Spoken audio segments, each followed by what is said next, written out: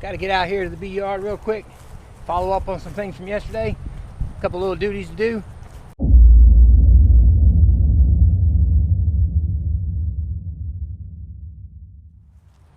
Well, hey folks, this is Barry's Best Honey. I'm Mike, and I do bees. Welcome back to another day in my 2020 beekeeping season, where I take you all the way from winter through to the next fall here in my small operation in southeast Louisiana. And remember, this is not a how-to video. This is me just logging my days here in my bee yard, a day at a time. But if you pick up any tips and tricks, wonderful. And if you have any tips and tricks for me, be sure and leave them in the comments. So what we got to do today? Well, I'll tell you what we got to do today. We got some things we went through and found yesterday that we got to take care of today. One thing we need to do is that drone layer. The old drone layer.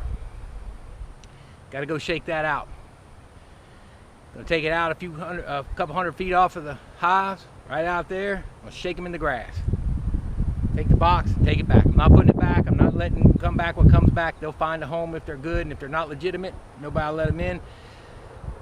Obviously, they've been around a long time. They were my first ever split. So my first ever split would have been 7 years ago. But anything, that thing has requeened itself probably different times throughout the last few years. So who knows? It's gotten to where the genes, obviously something wasn't right with it. But anyway, those bees, they'll make it back. They'll figure out a place to go. Somebody will let them in.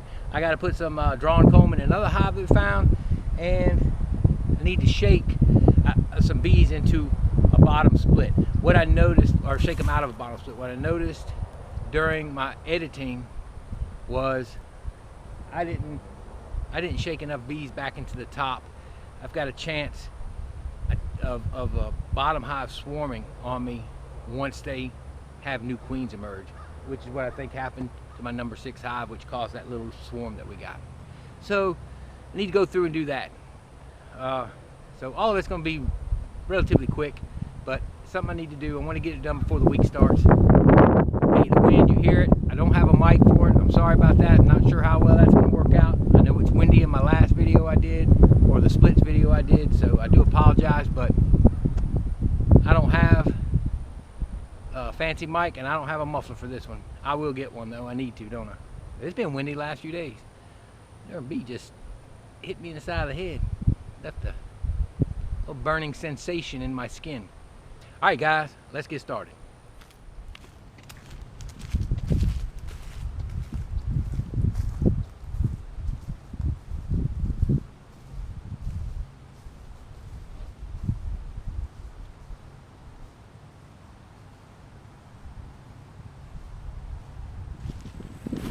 Alright guys, all suited up. Number 17, that's a hive. I looked at the video as I was editing it. Oh, I'm sorry about the wind, but for some reason it just didn't, it had a ton of bees in the bottom and I wasn't shaking anything in the top. What I don't want to happen is, they're queenless right now, but when a queen emerges and then a second queen emerges, for them to swarm on me. I really think that might have been what happened to number 6. I'd have to go back and look at the numbers, but. So, number 17 is going to get a little shaken. Let's get after it.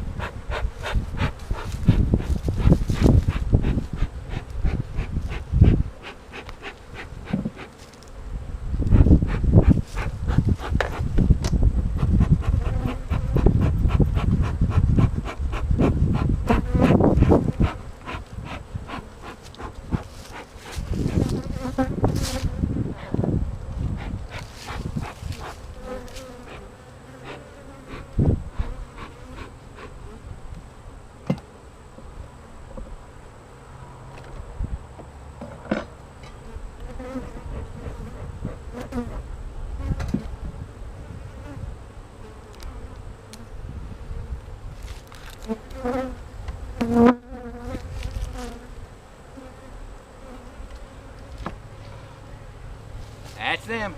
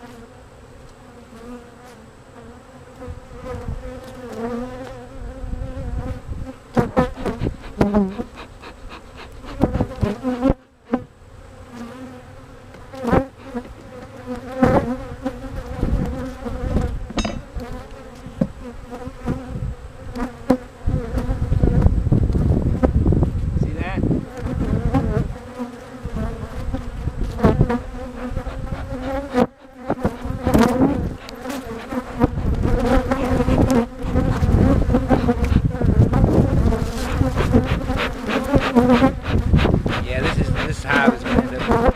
We're going to see what this new queen does. She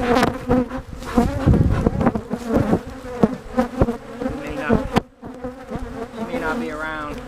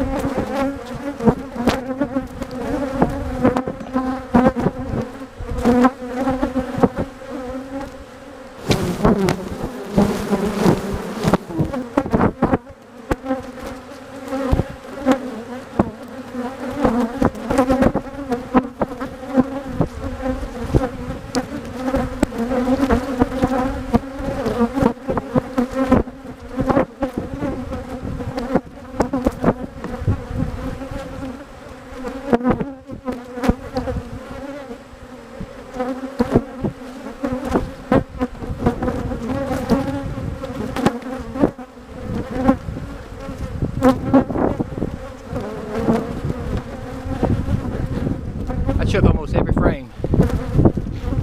Those bees are gonna, they got a note by their entry in the book, I can tell you.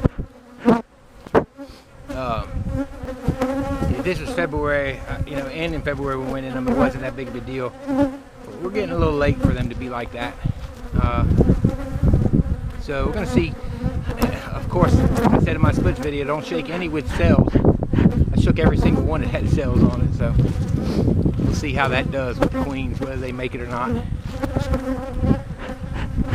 But we're gonna watch that one because I can't have bees like that. And they're just swarming me.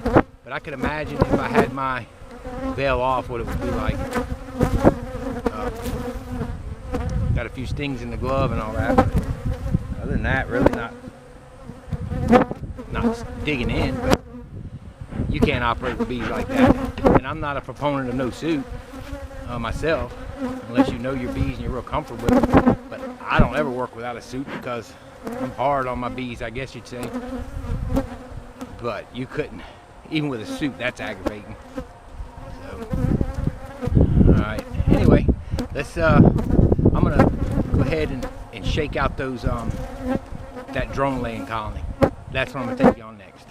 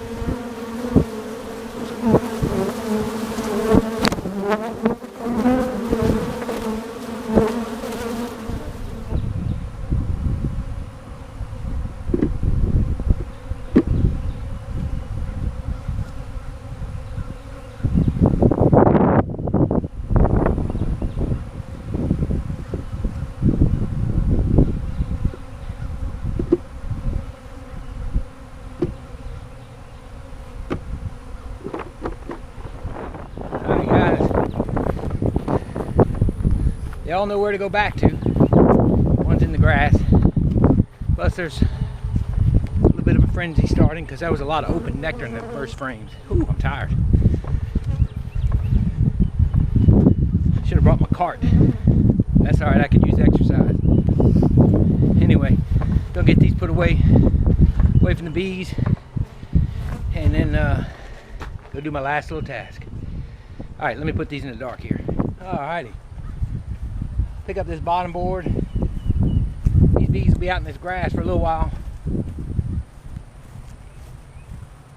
But they'll find their way back. And they'll go back to the original stand, and when they can't get in there, they'll beg their way into another hive. Alright, they smell their hive. That hive was doomed anyway.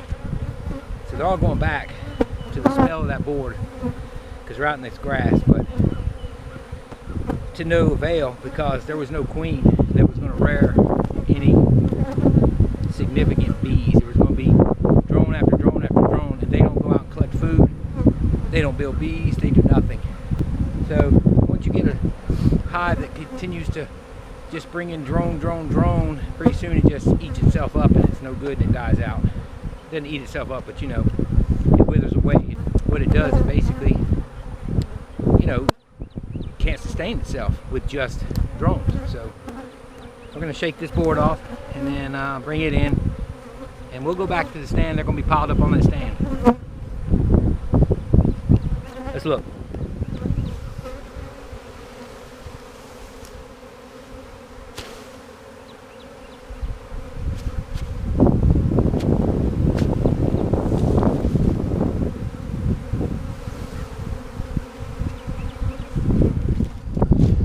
Alright guys, let's see what happened. Take a look. Now, the bees came back. They had nowhere to go. They went to number 20 instead of number 19. So what'll happen is they're going to hang out a while. They're going to try and figure things out. And number 20 is going to let some of those bees on in. What we're going to have is a really big hive. Laying workers should stay out in the field. This hive is going to be letting bees in. So hopefully this hive takes these bees, and what happens is we build us a nice big strong hive. And we don't waste the bees that are back there in the grass. They're all coming back. They're going to come back, and there'll be some that stay because some of the older ones or some of the nurse bees are young still. They may not come back. The laying workers, hopefully they stay back. But these bees in there should kill them if they go in. and you don't want a laying worker. Basically, a laying worker, for those maybe that are watching that are not beekeepers, is when they go queenless, the ovaries will develop in some of the working bees to where they can lay eggs. The problem is they're unfertilized eggs. So they lay several in a cell. The cell comes back and it's drones, which are basically a bee that can't do anything. They can't mate. I mean, they can make queens, but they can't lay eggs. They don't go gather food. So pretty soon you begin to just inundate it and inundate it and inundate it with drones. Your workers begin to die off in their natural cycle. Next thing you know, you got drones that can't do anything to sustain the hive. The hive wanes. It finally dies off. I normally don't catch a laying worker hive that early. That was a very early one because there were a lot of bees in it. Usually I catch them when they've already dwindled to next to nothing. So. But that one didn't. So we're going to see what happens with good old number 20 there. If they didn't have the numbers, they're going to have them now. Probably. All right, guys. The last thing I had to do was this hive needed more drawn comb. So I got some drawn comb for it.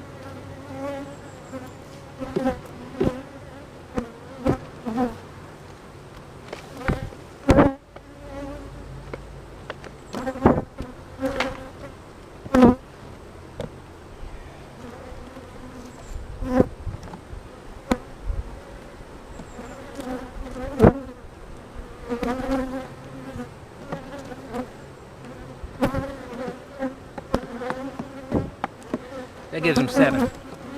That's better than what they had.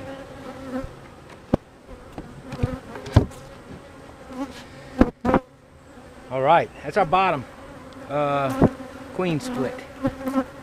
So we've got a queen waiting to be made down in there. They had a little noise to them, that's why I was thinking that. All right, that's it for now. Let's get on out of here. I'm going in that one too. That's the one we just shook all the bees into the top. So it's probably a good thing we did. So come back next week. I'm gonna take a look and see what we got. Make sure we haven't overwhelmed anything. Hey there, folks. Well, that's a quick day. Okay, so starting out, the first thing I did was I took that number 17, and she's marked. She's a marked queen right there, because they're not really aggressive. That's what's crazy about it. They just come flying out. The few that had stingers in my glove was because I was squishing, or not squishing, but they were just everywhere, and I'd get one pinched. And if you pinch them just a little bit, boom, they were just swarming me. So my rule of thumb, I don't just requeen until they got 3 strikes. Now those 3 strikes need to be in a good time frame. Like, it needs to be spring when the nectar's flowing, and then they're getting mean. If they're mean in February, or if I'm reversing boxes in January and they're like that, or it's August 1st and they ain't been touched and it's hot and there ain't been no honey, and I bust open that brood nest, okay, I'm not gonna count that necessarily. But we're in the first week of March, going into the second week, and there's some nectar flowing, and now that strike's going to count today. 3 strikes during a good season, and I'm requeening. But I'm not going to requeen right off the bat. So, shook a bunch of bees. I shook a bunch of them in there. Shook almost every frame. I said, don't shake frames with queen cells. I wasn't even thinking. I just shook them all. And sure enough, I shook them off, and there's queen cells. So hopefully we didn't damage any of the queens that are going to come out. There were 4. I saw 4 cells total, I believe, but I have to go back and look at the other video from the other, that I posted the other day. So shook them in. The goal was to get more bees back in the top, because the bottom, I had left way too many bees in there. What I don't want to happen is be so overcrowded, and that when the queens emerge, one takes off immediately. I know pretty much for a fact now that's what happened in number 6. That's where my tiny swarm came from. Why they did it, I don't know, because those hives I know weren't overloaded. I have no clue why they did what they did. I suspect they were preparing to swarm anyway, and when we split them, sometimes when you simulate swarms, it's 50-50 shot. So I think that's what happened in number 6. But anyway, I didn't want that to happen in 17. So the next hive was the laying worker hive. It wasn't a drone layer because I looked in the cells. There were multiple eggs in the cells. I tried to get them on camera. Sorry about that wind. But there were multiple. So that's a laying worker. I've never caught a laying worker hive. And I've had a few of them over the years. Never caught one that early where it was just solid drones like that. Usually they've dwindled because, again, I don't go in my hives every week. This is a very unique year. I didn't expect to be making this many videos, honestly, but I'm in them all the time now. And so anyway, that's a lot of bees. So don't think I enjoy doing that to all those bees. I didn't enjoy that one bit. That's a lot of bees. But here's the plus. So if there's anybody watching that's not a beekeeper, or even maybe some newer beekeepers that have never had to deal with that, here's how I look at that. First of all, that's the only way I know to really fix them. You can do all the long drawn out processes, and if you have time and you have resources, that's fine, but it requires a lot of resources and different. There's people who have done it. There's a guy in New Hampshire, I think, or Vermont. His name is Vino Farms. He successfully fixed a laying worker hive. And man, I applaud him on that, because everybody you talk to says they don't mess with them, and I have yet to. And I probably need to go back and watch his video, because I don't think it killed his resources. I think he did a jam up job with it, and he's a pretty new beekeeper himself. So, you know, he's like me, only been at it a few years. But anyway, I only know to shake them out, and since there's no way to fix them, and I got that many bees, for those that aren't beekeepers or those that haven't had to deal with it, it's not like we really hurt the hive terribly. They were going to dwindle anyway. For some reason or another, that queen failed, got killed. Maybe it was during one of my inspections. Maybe we squished her and there weren't enough eggs, or something happened with the requeening on the new one. I don't know. Look, these bees find the camera even at the barn. But what is this bee doing? She must be from that laying worker hive. She's ornery. Let's move out of the way. So what was I saying? Oh, the laying worker hive. So basically, somehow she failed. They didn't make a new queen. Some of the workers developed ovaries, because that's their mechanism to try and go ahead and get things going. But the problem is they're unfertilized. So all you have is drones. And when all you have is drones, it's going to eventually dwindle out, because you have no reproduction at that point. Okay? So this bee is about to aggravate me. So no reproduction, they dwindle out. That's an aggravating bee. So anyway, rather than let them dwindle completely out, we shake them out in the grass, and you saw the majority of them go back to the stand, and they found the first white hive similar to what they came from. So they're actually getting back in that number 17 that we shook a bunch of bees out of the bottom. So it's probably a good thing we did. And they were jumping on top of number 20 trying to get in there. By the time I left, they were almost, dissipated off of there. So they probably let a lot of them in. The issue with that's a hive that hasn't quite started, the queen hasn't quite started laying yet. So gotta hope for the best on that. I didn't think about that when I did it. But in the end, I didn't hurt the bees. If anything, I gave them another shot to keep on going, because they were going to die out anyway. Now, there was a lot of nectar in there. They were bringing nectar back.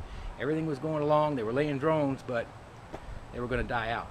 So hopefully we saved a whole pile of bees by letting them go back to the hives. I went back out in the grass and smoked a bunch of them back up in there. There were still a few wads. By evening, they'll all have found their way. The few that stay in the grass, they may make it, they may not. There's probably some older nurse bees or such, or newer nurse bees or something like that. So if you're not sure, or you think I was doing a terrible thing to the bees, I really wasn't. I was doing the best thing I could do for them, and that is get them back into another hive. Because you can't just recombine those hives either. That's another thing, and maybe that's what Vino Farms did. I'm not sure, but most people tell you don't even try and recombine them. All you're going to do is end up killing your queen in that in that good queen right hive. So I don't ever do that. And the hope of shaking them out is that your laying workers stay out there with the other nurse bees, and that's how you get rid of them. Because once they become laying workers, they're dominant and they won't let any queen in. You can't requeen them. So got that done, and then the other thing on my list was to throw some frames into that number 21 hive. It was lacking on some drawn frames. I had just foundation, but with the laying worker hive, a few other situations, I had some more frames, and I got those in there. So good deal. Day is done. The week is set. I don't have to mess with them now. I didn't want to drag those few little tasks into the week, and we're wrapped up for the day. So hey man, I'm glad y'all hung with me. I hope you enjoyed this video. You got to see what I deal with. There's failures, there's successes. You got to see a little bit of both this weekend. So anyway, again, hope you enjoyed it. If you did, give it a thumbs up, and don't forget to subscribe. Share it with your friends and family, and anybody that just enjoys watching bees. Share it with some new beekeepers, maybe. You know, get them an idea of what they could expect sometimes. Anyway, I appreciate everybody watching. This is Barry's Best Honey. I'm Mike, and I do bees. Y'all have a great afternoon, and God bless y'all.